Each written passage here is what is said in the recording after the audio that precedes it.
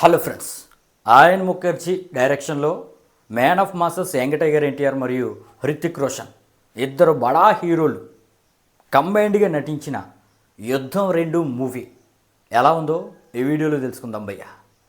మరి వారంటే అందరూ ఎన్టీఆర్కి హృతిక్ రోషన్కి మధ్య యుద్ధం ఏమో అనుకుంటారు, కానీ థియేటర్లోకి వెళ్ళి కూర్చున్న తర్వాత తెలిసింది ఆడియన్స్ మీద యుద్ధమని. యుద్ధం అంటే మామూలు యుద్ధం కాదు భయ్య, పంచభూతాలతో యుద్ధం ప్రకటించారు ఆడియన్స్ మీద. నింగిలో యుద్ధం అంటే ఫ్లైట్లో ఫైట్ అన్నమాట. అలాగే గాల్లో ఫైట్, గాల్లో దడ దడ దడ దడ. ఇక నేల మీద ఫైట్ అంటే ట్రైన్లో ఫైట్, ట్రైన్లో దడ దడ దడ దడ. ఇక నీటిలో ఫైట్ అంటే బోట్లో దడ దడ దడ దడ. ఇక నిప్పులతో ఫైట్, ఇక వాట్ నాట్ థియేటర్లో బుల్లెట్లు వర్షం కురిపించారు భయ్య. అసలు ఈ సొల్లంతా ఎందుకురా, సినిమా చూడొచ్చా లేదా?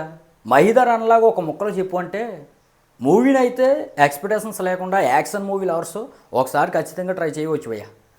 ఫిజిక్స్ని కెమిస్ట్రీని పక్కన పెడితే ఆ ట్రైన్ సీక్వెన్సెస్ ఫైట్స్ కానీ, ఆ ఫ్లైట్ ఫైట్ కానీ, ఇక బోట్ ఫైట్ కానీ, ఇక మంటల్లో నిప్పుల్లో మన ఎన్టీఆర్ హృతిక్ రోషన్ మధ్య వచ్చే వార్ సీన్స్ కానీ అదిరిపోయినాయని చెప్పవచ్చు.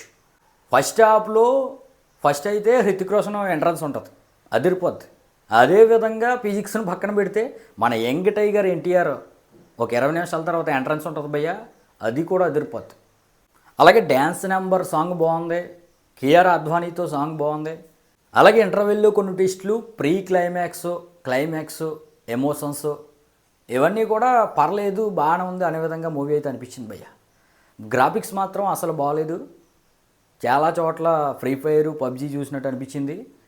ఇక బీజిఎం కూడా అప్ టు ది మార్క్ అయితే లేదు, ఇంకాస్త యూనిక్గా ఉంటే బాగుండి అనిపించింది. ఇక ఫ్లాటు మరీ రొటీన్ అయిపోయింది, ఫైట్స్ కూడా అంత యూనిక్గా లేవు. చూడటానికి బాగానే ఉన్నాయి కానీ జాన్ విక్ మాదిరి యూనిక్గా ఫైట్స్ అయితే లేవు. ఇక ఓవరాల్గా ఈ మూవీ అయితే ఒకసారి ట్రై చేయవచ్చు. ఈ మూవీకి అయితే నేనైతే అవుట్ ఆఫ్ 5 2.5 రేటింగ్ ఇస్తాను.